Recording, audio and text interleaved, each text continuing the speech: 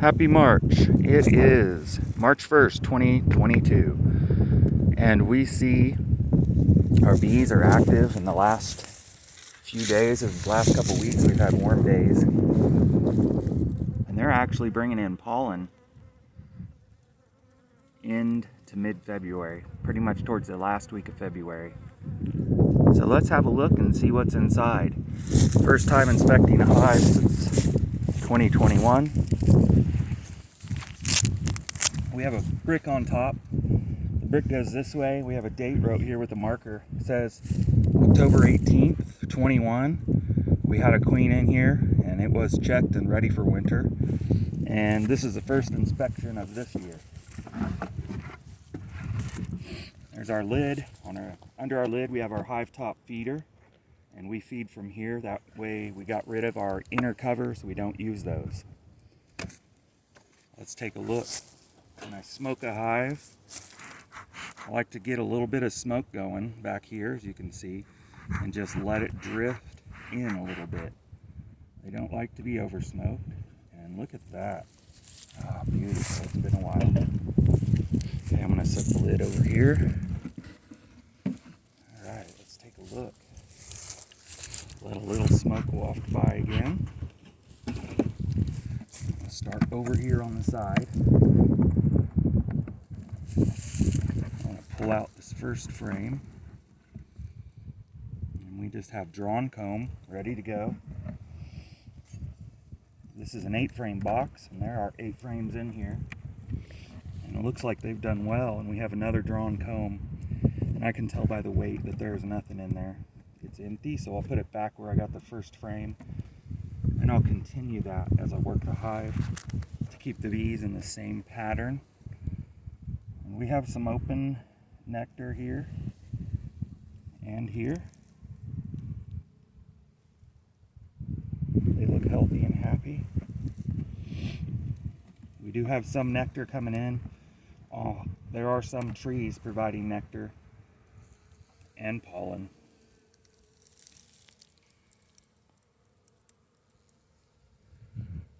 They look good. You can see there's open nectar here. They're bringing in food. That's great.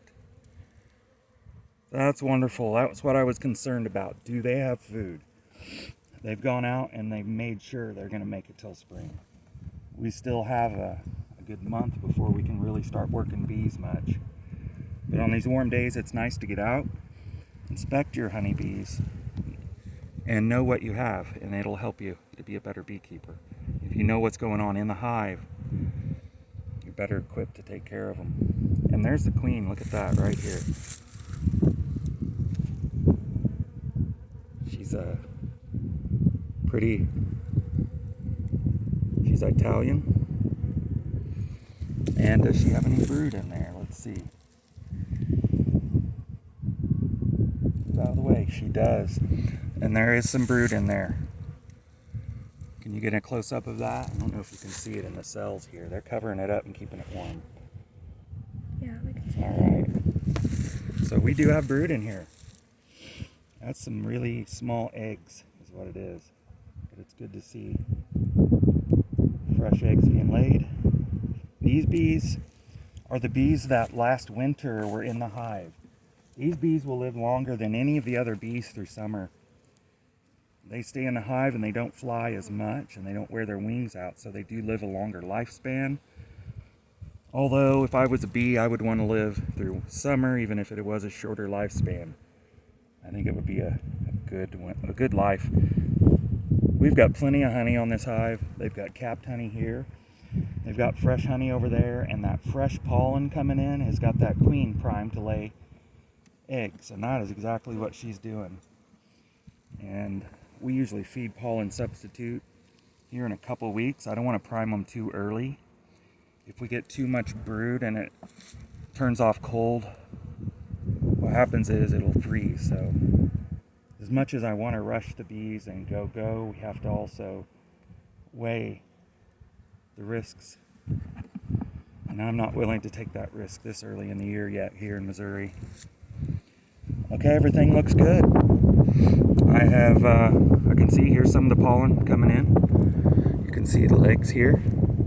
And I've been seeing that quite a bit. Here's another one. And they are bringing it in and packing it. And that's going to give them their protein they need. The honey is giving them their energy and their sugars, and that fresh pollen is what they'll eat.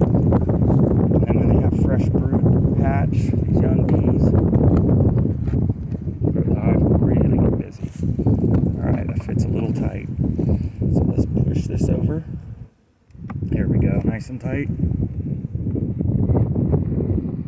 A trick to keeping your hive neat and from keeping all the burr comb everywhere. When you get done with it, tighten them up, pry them together, and then make sure it's centered on each side. If you're getting a lot of comb built up on one side or the other, or you're getting a lot of comb built up between your frames, it's because they're not close enough together. We're going to put our hive top feeder back on. On the underneath here we have a little hole, and what they do is when they want feed is they crawl up in through that hole and into this feeder down into here where we feed. And although we're not feeding right now, it's a little early. If we feed this early, we have a chance of getting too much moisture in the hive, and they're bringing in what they need. That's it for this hive here. What we're going to do last is we're going to take our marker. That's a queen marker. We don't need that.